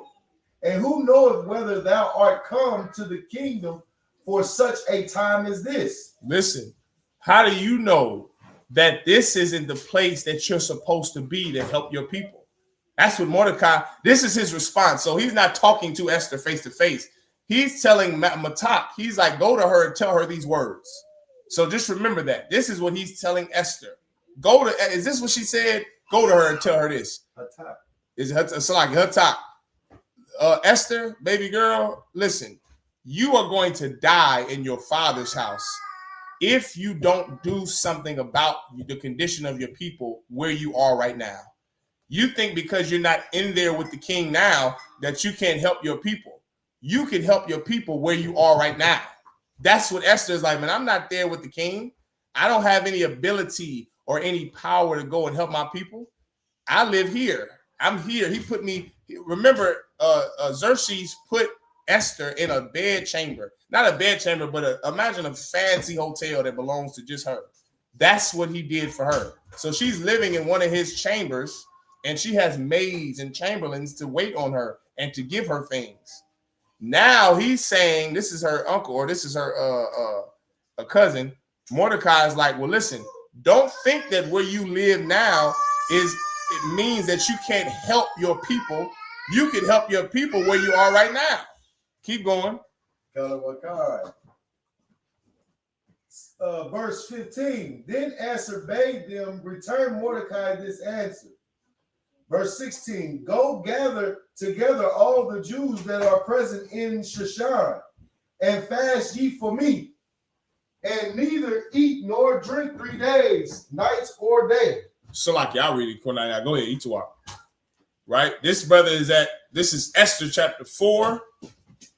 Shalom, sis. Shalom. This is Esther chapter 4 and verse 16. Go gather together all the Jews that are present in Shushan, and fast ye for me, and neither eat nor drink 3 days, night or day. I also and my maidens will fast likewise, and so will I go into the king and unto the king, which is not according to the law. And if I perish, I perish. Now read verse 17, Kunaya. Verse 17. So Mordecai went his way and did according to all that Esther had commanded him. Verse chapter 5, Esther chapter 5, verse 1. Now it came to pass on the 3rd day that Esther put on her royal apparel and stood in the inner court of the king's house, over against the king's house. So like y'all understand what Esther said, right? Esther's response was righteous. She's like, okay, Khan, yes, sir. Right. Like now that you made me understand the importance that I have to my people, now that you made me realize that I don't have to be living in the king's house. I don't have to become his rib. I don't have to be living with him in his bedchamber in order to help my people. I understand that I can absolutely help my people where I am now. And that's what she went to do, which is why I said, if I perish, I perish. Because they know that this king is so cruel and so evil and vile towards us that just her simply requesting him to stop, just her requesting this king to rescind his order of killing us, the Jews, that it could mean costing her life. And she told Mordecai, listen, all right, I got you. I hear you loud and clear. I'm going to go in there and ask him this thing. And if I die, I die. That's righteousness right there. This sister isn't just going to lay down and die. She's not going to just say, well, I'm going to just continue to watch the suffering of my people while I live in the king's courthouse. That's not how she's thinking. After talking to Mordecai, she's like, okay, yes, sir. Remember, he raised her like his own daughter. Remember that. The Bible said he raised her like his own daughter. This is his cousin, but he's her big cousin. And because she lost her parents, he became her parents. So he raised her up in the laws of the Most High with righteousness. It's in the Bible. It's in Esther, the 1st chapter. And so she's like, okay, yes, sir. So this is a father-son dynamic. I mean, a father-daughter dynamic. And she's like, yes, sir. If I'm going to go in there and I'm going to ask this thing, and if I die, I die. If I perish, I perish. She's willing to put her life on the line for her people. This is why she celebrated these 2 days. This is the reason why we have the Feast of Purim these 2 days, because of the risk and the sacrifice that this sister was willing to make along with Mordecai so that we don't perish anymore. Go ahead, Cornelia. I'll read that first one again, sir. Esther chapter 5, verse 1. Now it came to pass on the 3rd day that Esther put on her royal apparel and stood in the inner court of the king's house, over against the king's house. And the king sat upon his royal throne in the royal house, over against the gate of the house. Verse 2. And it was so, when the king saw Esther the queen standing in the court, that she obtained favor in his sight. And the king held out to Esther the golden scepter that was in his hand. So Esther drew near and touched the top of the scepter. Verse 3. Then said the king unto her, what wilt thou, Queen Esther? And what is thy request? It shall be given thee to the half of the kingdom. Verse 4. And Esther answered, if it seem good unto the king, let the king and Haman come this day unto the banquet that I have prepared for him. Verse 5. Then the king said, because Haman make haste, cause Haman to make haste, that he may do as Esther hath said. So the king and Haman So the king and Haman came to the banquet that Esther had prepared. Verse 6. And the king said unto Esther, at the banquet of wine, what is thy petition? And it shall be granted thee. And what is thy request? Even to the half of the kingdom, it shall be performed. Verse 7. Then answered Esther and said, my petition and my request is. Verse 8. If I have found favor in the sight of the king, and if it pleases the king to grant my petition and to perform my request, let the king and Haman come to the banquet that I shall prepare for them, and I will do tomorrow as the king has said. Verse 9. Then went Haman forth that day joyful and with a glad heart. But when Haman saw Mordecai in the king's gate, that he stood not up nor moved for him, he was full of indignation against Mordecai. Verse 10. Nevertheless, Haman refrained himself, and when he came home, he sent and called for his friends and Zeresh his wife. Verse 11. And Haman told them of the glory of his riches and the multitude of his children and all the things wherein the king had promoted him, and how he had advanced him above the princes and servants of the king. Verse 12. Haman said, moreover, yea, Esther, the queen, did let no man come in with the king unto the banquet that she had prepared but myself. Okay, now I want you to skip ahead. I want you to go to, let's go to 7, right? Go to chapter 7 and start at verse 1. So the whole thing is describing the banquet. So they had a feast, another banquet, right? Esther, Xerxes, Haman, and Mordecai. They had this feast, and at this feast, Esther is there very subtly discussing to the king why he should save the Jews. Remember, as a woman, she's not going in there as a man. You need to stop this. She's using her femininity and using her sweet voice and her kind nature as a woman to persuade this man to stop this ordinance of killing us. Right. Read chapter 7, verse 1. This is the book of Esther, chapter 7, verse 1. So the king and Haman came to the banquet with Esther the queen. Verse 2. And the king said again unto Esther on the second day at the banquet of wine, what is thy petition, Queen Esther? And it shall be granted thee. And what is thy request? And it shall be performed even to the half of the kingdom. Verse 3.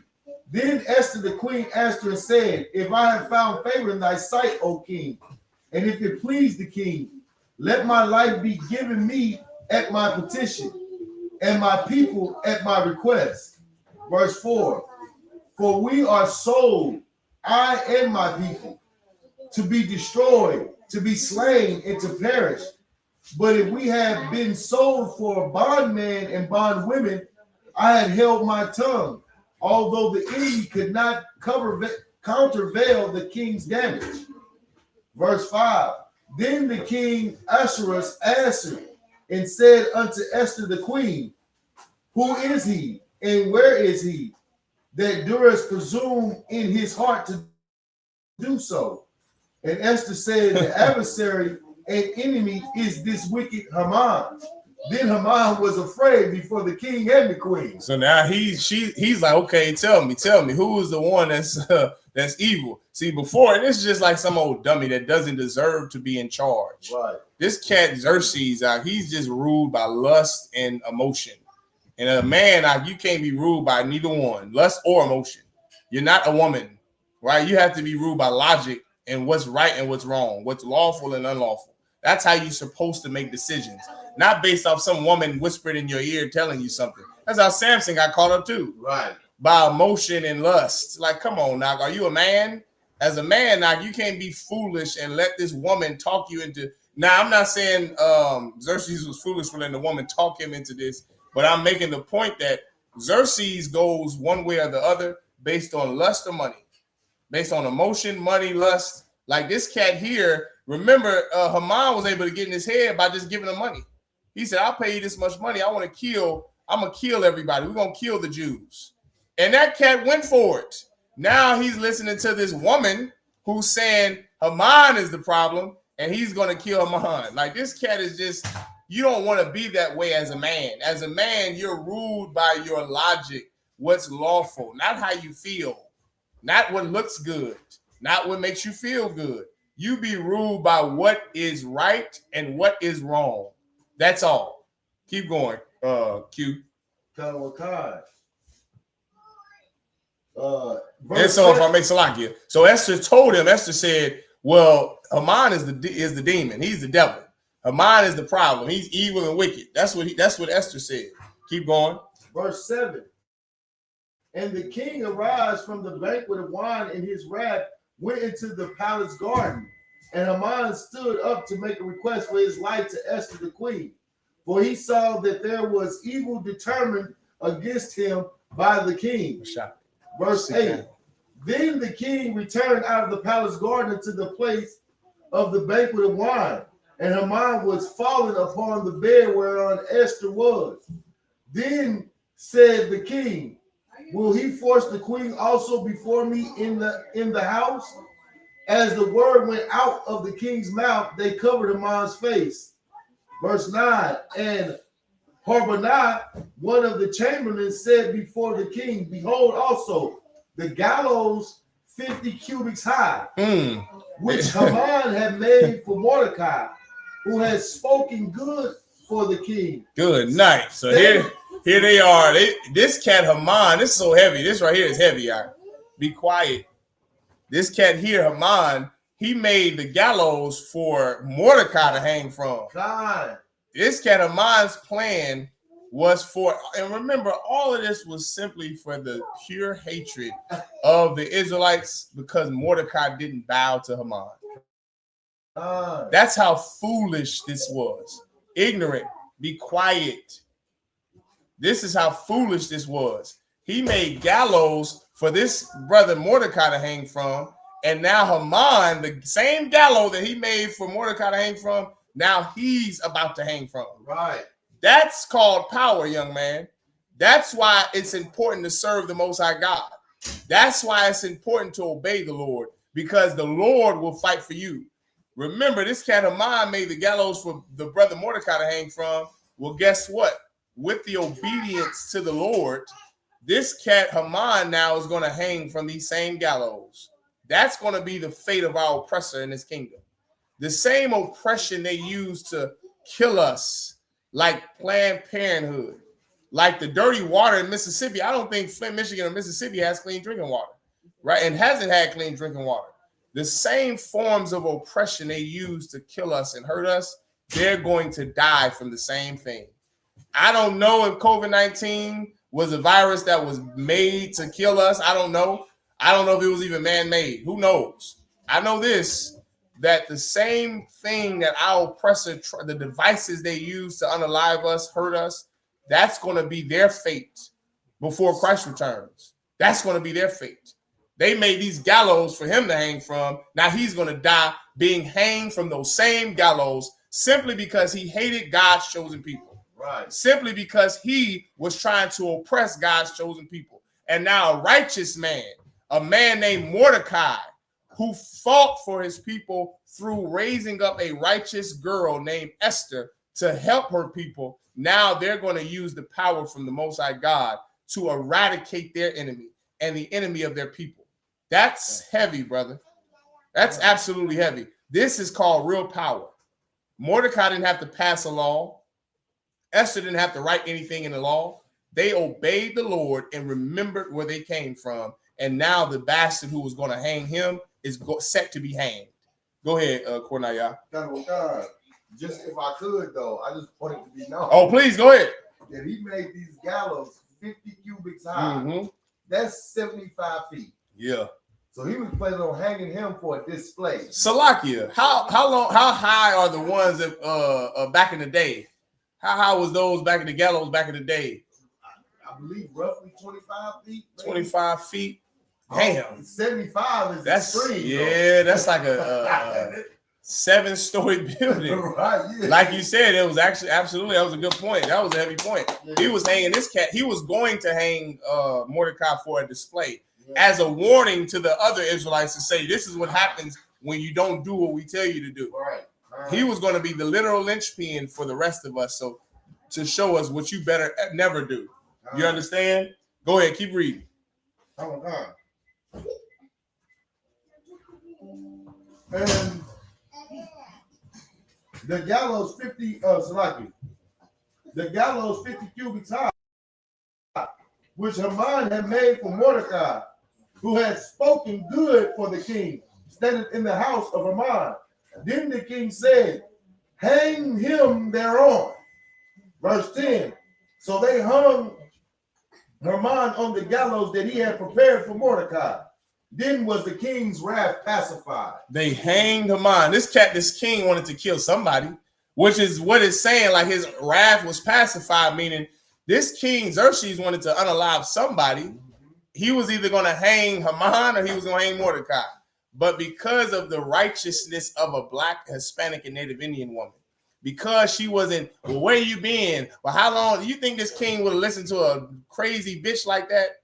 That's sitting there yelling and loud in his face, wondering where he's been, clocking him all day long. Why you haven't called me? Why you haven't been there? Why you? She's sitting there, sweet, delicate, tender, smelling, excuse me, smelling good. Salaki, you know, Salaki, you know she was smelling good. She was looking good. It says so in the Bible. She's sitting there smelling good, looking good, and now he's listening to her because of the way she carried herself. Sister, that's how you keep a man. First, that's how you get a man, and that's how you keep a man. By simply being delicate and sweet and kind and tender. This sister got a king and didn't have to have sex with him. That's what's so heavy. Like, I think y'all missing that part. She didn't have sex with this either. She simply was just bad as hell. And because the way she carried, and when I say bad, I don't mean big breasts and big behind. Like so many airheaded women think today. Like, if I get a BBL, that's going to keep a man. It's not. Your behavior keeps a man. The way you carry yourself, your spirit, your countenance, that's what keeps a man. And so because she had the beauty on top of the brains and her decorum, that's now it gets the attention of this man. And all he's doing is sitting there listening to her. He's listening to what she's saying because he wants to get with her. He wants to bed her. And now he's like, okay, what's going on? Who do I need to kill? Who do I need to save? And he's already angry. He's already wanting to hang somebody. That's why they had the gallows built. But he killed the man that thought he was going to unalive us, that thought he was going to unalive Mordecai. And the king's anger was pacified, meaning what? It's settled now. He's satisfied with that. He saw this bastard Haman be hanged. He was like, shit, somebody was going to get hanged. It's like a father, your father being angry. Somebody's got to get punished. Now, if your father's anger is pacified, meaning that no matter, somebody got punished, whether it was who he wanted to get punished or who he didn't want to get punished, somebody got punished. So now it's like, okay, fine. The lesson has been taught. Now I can go about my day. That was this King Xerxes. His anger was pacified. Somebody was going to hang from those gallows, whether it was Mordecai or whether it was Haman. Somebody was going to hang that day. Haman didn't think it was going to be him. He's the one who built the gallows for Mordecai. Now he's swinging from a goddamn gallows, all because of his hatred for the children of Israel. That is the fate of our oppressor. That's the fate of Donald Trump. He hates Issachar so much. He hates the tribe of Judah so much. He hates the Israelites so much that he's looking to persecute us any way he can. Donald Trump better be careful. Those police officers who unalive our brothers and sisters, they better be careful. Those ICE agents who persecute the tribe of Issachar, the tribes of Asher, the tribes of Ephraim and Manasseh and Zebulun, they better be careful because the same devices they use to persecute us, they're going to be persecuted with those same devices. That's the Bible. That's what we're reading about right now. This bastard who hated us, who wanted to unalive us, he's hanging from the tree or the gallows that he was going to slew Mordecai from. All because he wanted to unalive us, because this brother didn't bow down to him. Brother, this oppressor better be careful. And listen, this is something that's so spiritual. Donald Trump, Israel, and now they trying to say Saudi Arabia. I don't believe that. I do not believe for 1 second, maybe, but I just don't believe anything that comes out of anybody in his cabinet's mouth. Because once America and Israel launched that attack against Iran, now when they're being interviewed by the press 3 days later, all of a sudden, Saudi Arabia has something to do with it. Right. Now, all of a sudden, Saudi Arabia wanted Iran to be bombed. Maybe it's true. I don't know. But this is what I do know. Saudi Arabia, Israel, and America, according to America, were all in agreement with those bombings on Iran Saturday morning. Right? They were all in accordance. They were all in agreement. They all launched or contributed in some way for Iran's Ayatollah Ali Khamenei to be killed with his family and his top generals. That's what I do know, right? Here's what's so heavy. America, Israel, and Saudi Arabia, they all were in cahoots with this bombing. They all launched strikes against Iran. Now, Iran is going after the water infrastructure over there in the Middle East. They're going after America's military bases, and they're going after what's the third thing? The energy sector over there in the UAE, the United Arab Emirates, Dubai. Which, by the way, before this, I didn't know how important Dubai was to the world's capital. I didn't know that. Right? I didn't know Dubai controlled all of the goddamn business that flowed through and out. I didn't know the Straits of Hormuz was that damn important. This war is teaching me, goddamn, the Straits of Hormuz was that important to the world's capital, the world's infrastructure, whether it's oil, whether it's energy, whether it's technology. The Straits of Hormuz is that important. Iran shut down the Straits of Hormuz like they knew they would. Here's what they didn't know. They didn't know that Iran had been stockading those drone strike missiles for the last 15 years. Just to put this into perspective, one of those drone strike missiles that Iran is using to strike these to launch these drone strikes against, those missiles are only $30,000 to $50,000 a missile. A drone, I'm gonna call them drones. They're $30,000 to $50,000 per drone. According to the news, Iran has been manufacturing 800 of those missiles every day for the last 15 years. Good night. Every day for the last 15 years, Iran has been planning, waiting, and manufacturing. It's either 80 or 800 of those drone strike missiles every day for the last 15 years. Either way, that's a lot. That's what I said. $30,000 to $50,000 per missile, per drone. America, their defense against those are what they call interceptor missiles. One of those missiles are $1 million. And America has already lost a third of them in the strike against them on Saturday morning. Brother, our oppressor, the same device that he has used against us. And when I say device, I don't mean the missiles. Forget about the missiles. Think about the concept. Our oppressor has had us in captivity for what, 400 years? And they've studied us. They've waited to unalive us. Like, think about how our oppressor knows Blacks, Hispanics, and Native Indians. They know our likes. They know our dislikes. They know what will get us to get high. They know us intricately. They know us. That's why they're so good at oppressing us. Our oppressor has met an enemy who knows him and who's been waiting on him and who planned for their Ayatollah to die. Did y'all know that? America didn't know that. That's why Donald Trump is. Did y'all see him scared to death in the goddamn? You saw him? He's scared to death because apparently allegedly Donald Trump didn't know that Israel was going to kill Iran's Ayatollah. They didn't know that. He didn't know that. And the intel that Donald Trump received from his secretary his secretary of war, that dummy Pete Hegseth, that was not included. So Donald Trump didn't know that Israel was going to kill the Ayatollah. They just thought they were going to shake him up a little bit. He was just going to be the Italian mob boss that he is, and all. You niggas stay in line. He went over there and started World War III, and he didn't know what he done until now. And because the people that he is enemies with have watched him and have studied him, they have unleashed an economic disaster that cannot ever go back.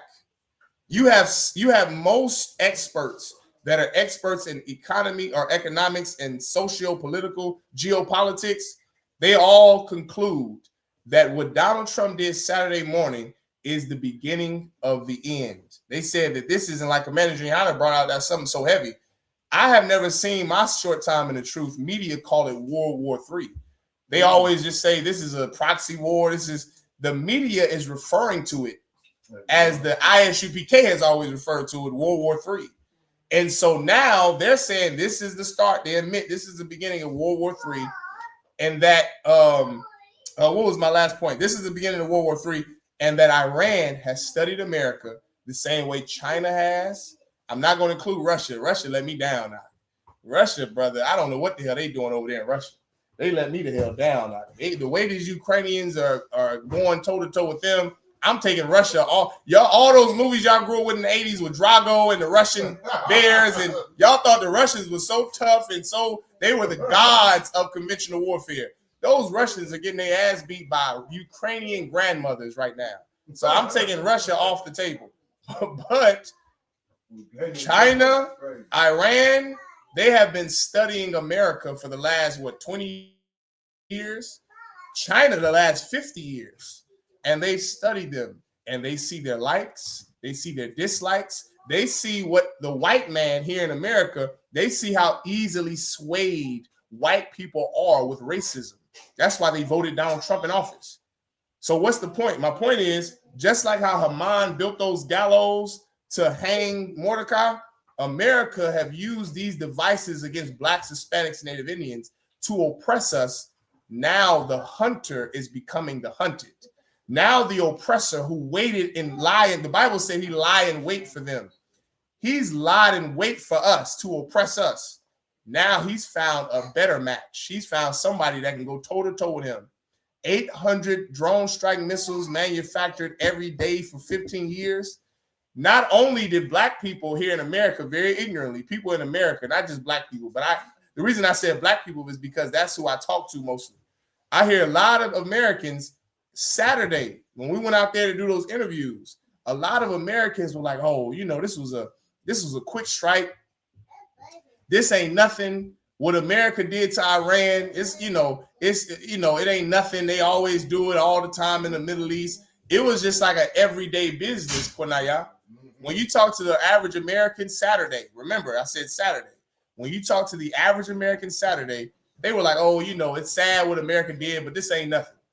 This ain't nothing. Iran, they killed the Ayatollah. They killed their top generals. There's nothing that Iran can do to stop the most powerful military in the world. Ooh.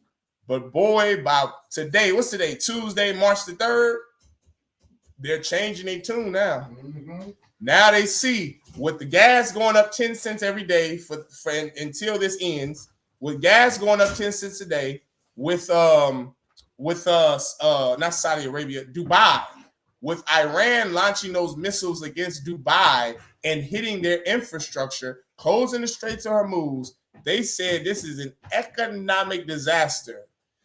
If anyone studies the white man, which is why I brought this up, if anybody studies the white man, the most important thing to him is his money.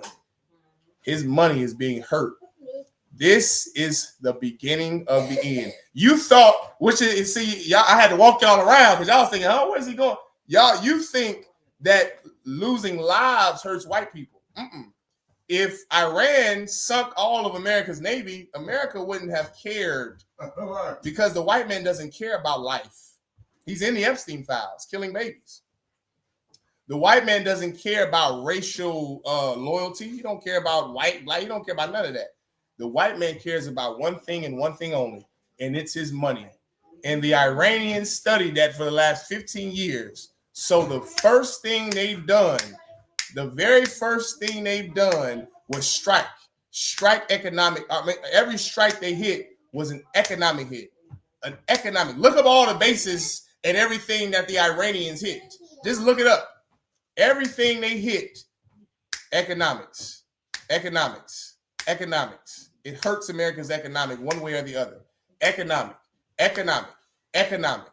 The white man has done, Donald Trump, the white man has done something that he didn't predict would happen.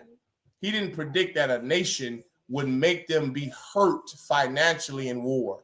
And that's what's going on right now. Those gallows that Haman had put up for Mordecai, they hanged them, Haman, with it. The same money that our oppressor loved so much and used as the catalyst to oppress us is the same thing that the Iranians and the Chinese are going to use against America to drain America, to hurt America, to oppress America.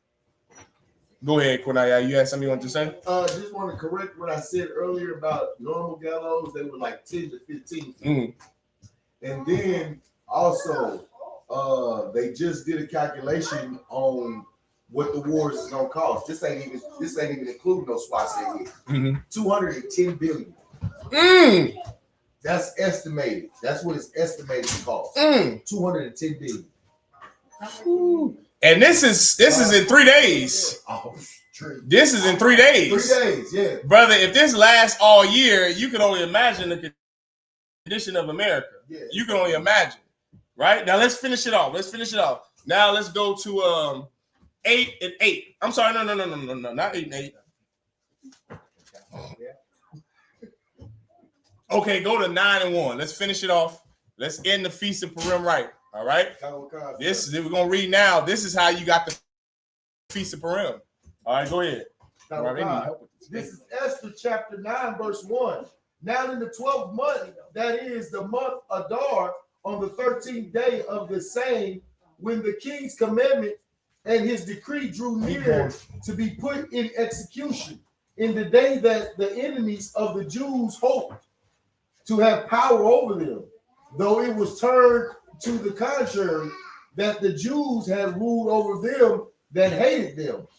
Verse 2, the Jews gathered themselves together in their cities throughout all the province of the king Ahasuerus, to lay hands on such as sought their hurt, and no man could withstand them, for the fear of them fell upon all people.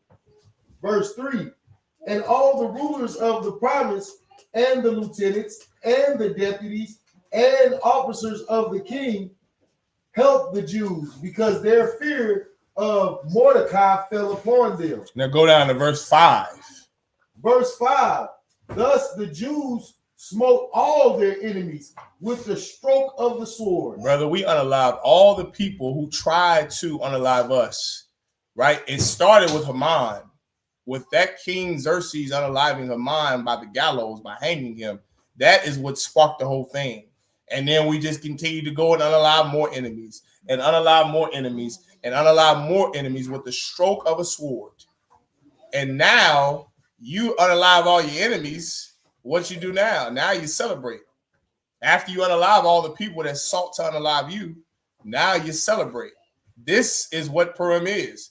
And this is what's so heavy and the opposite of Christianity.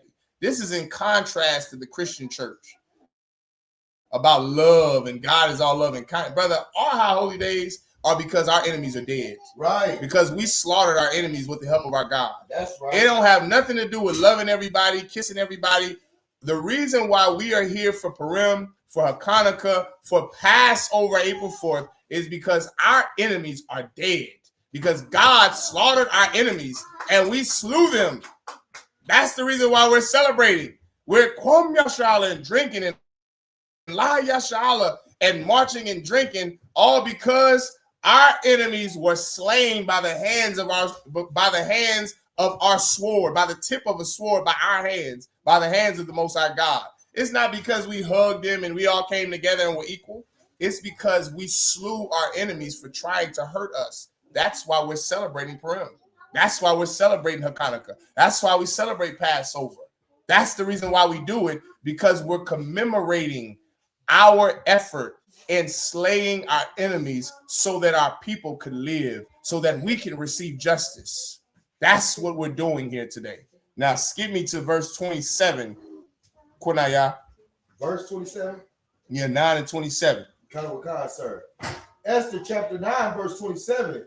The Jews ordained and took upon them, and upon their seeds, and upon all such as joined themselves unto them, so as it should not fail, that they would keep these 2 days according to their writings, and according to their appointed times every year. This is why we're here. These 2 days is speaking about Purim. That's why we're here. We're here to celebrate what our forefathers did during the time of our Persian captivity, with slaying the people who tried to come against us, our enemies. Get the security announcements ready, Kunaya. You want me to send it to you again? You sent it to me yesterday? No, I mean, Elisha may have. I'll send it to you now. The Most High God brought us here and made sure that we remembered the day. This was 2,000 years ago. This was before Christ. This was more than 2,000 years ago. The Most High God made sure that we remember the effort of strong men and strong sisters. Most High Christ, strong sisters like Esther and a strong brother like Mordecai. And that's the reason why. You got a question? What's your question? Is the water going off? Say it again. Is the water going off? Is the water? Yeah. Is the water for who? No, the water going off. Say, I don't understand you. You said, did the world blow up? No, I said the water fall off. Did the water fall off? Yeah. What you mean, did the water fall off?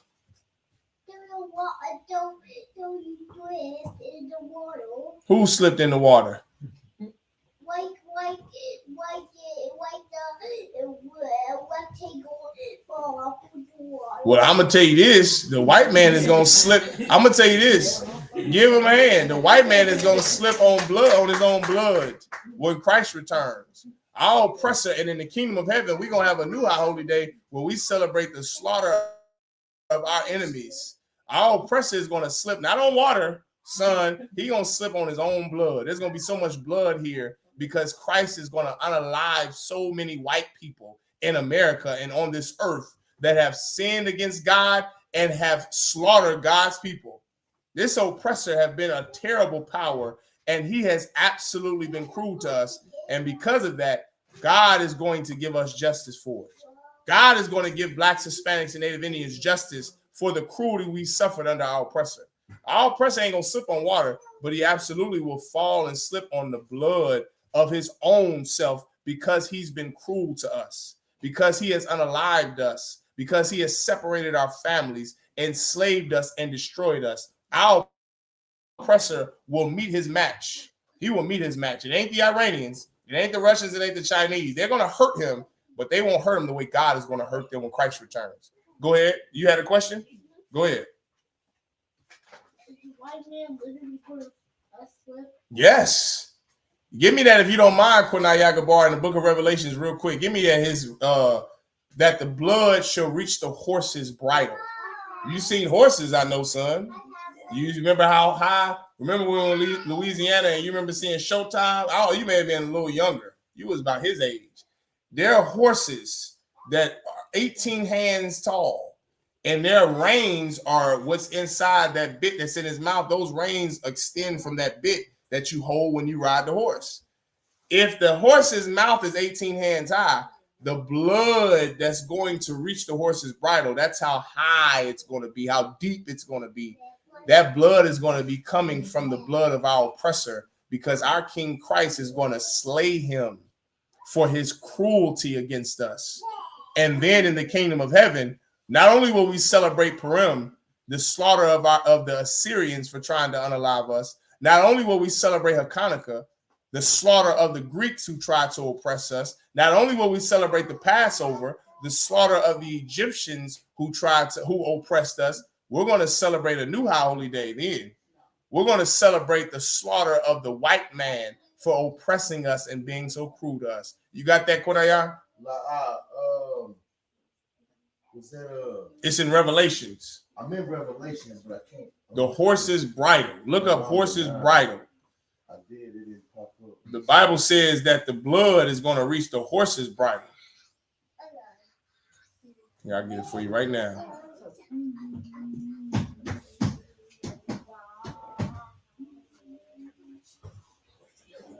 Say it again, sis. I think it's Revelation 14. Revelations 14 and 20. Is that it? Yeah, let's go to it, Sister Water. Get it, Sister Hand. Most High Christ. See, that's how you be like Esther. Out of side. Yeah, Revelation 14 and 20. Okay, please go ahead. It's Revelation chapter 14, verse 20. And then we're gonna get out of here. Verses like Revelation chapter 14, verse 20. And the winepress was trodden without the city, and blood came out of the winepress, even until the horse's bridle. That's how much our oppressor is going to pay for what he's done to our people. That's what we're celebrating today. We're celebrating the blood of the Assyrians who tried, and the Jewish man, the so-called Jewish man, Haman, who tried to unalive our people, who tried to oppress our people. We're celebrating that tonight. And tonight is the closing of that celebration, the Feast of Purim. And tonight, gloriously, for the last over 2,000 years, remember, this is something that's been in our culture since Esther and since Mordecai. And it's going to remain in our culture until we get to the kingdom of heaven, brothers and sisters. That's what we're working for now. Right now, you know what high holy day we're working towards? We're working towards celebrating the day that our oppressor here in America is unalive. Right. That's what we're working for, right? That's what we're working towards right now. And the only way we continue to work towards that goal is if you put down the sin that has captivated you in this captivity, in this slavery. Put down that sin, come back to the Most High God, turn away from our wicked ways, and the Most High God will absolutely save us the way he did it during the time of Esther, during the time of Judas Maccabees, during the time of Moses, during the times of hard times of oppression from other races of people. The Lord have always came through and saved us. Today makes no difference. The Lord will save us in 2026, but you have to be willing to give up your sin and your love for your oppressor. And then one day we're going to celebrate in the kingdom of heaven the day that our oppressor was slaughtered. We're going to be teaching our kids stories about, man, I remember the white Donald Trump. We're going to teach them about Donald Trump in the kingdom of heaven and how he had us in slavery and how he was cruel to the Mexicans. And we're going to celebrate, just like we celebrate the death of Haman, we're going to celebrate the death of Donald Trump in the kingdom of heaven and of all of the oppressors in the kingdom of heaven. Go ahead, Kunaya. I was going to say, so like the general said, we're going to have a museum. Oh, yeah. It's going to have white people in the museum, and we're going to say, this was a white man. Right. This was Donald Trump. They don't exist no more, but this is who they used to be. God. That's what we're working towards now. So with that, I pass the class over to Priest and Officer Kunaya Yakabal.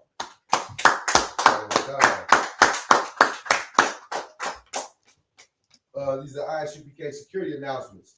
We are the I.S.U.P.K, started out at 1 West 125th Street in Harlem, New York. Rule for a new brother or sister. When a new brother or sister comes into the school, they are off limits for 6 months. They are to be saluted only. They are here to share themselves with the world. If they need transportation, the teacher will arrange it. After 6 months, if a brother or sister has an interest in a particular person, he or she must get permission from the head to speak to the brother or sister. There is another 6 months in which the brother or sister will court each other. After this 6 month period, the brother or sister will get permission from the head to marry. Tithes, which is a commandment. Numbers 18:21, Malachi 3, verses 8 to 10. My I.S.U.P.K, which means 10th in Hebrew. 10% of every penny of increase the Lord gives you. Give to the treasury department or teacher. Priest Fund, which is a free will offering for priests, not mandatory to give whatever so amount you would like. Upcoming Holy Convocation, the Lord's Passover, which is April 4th. Be there or be square. It is the only Passover, the official Passover of the Lord's. With that being said, Amajim, which means to stand. Oh.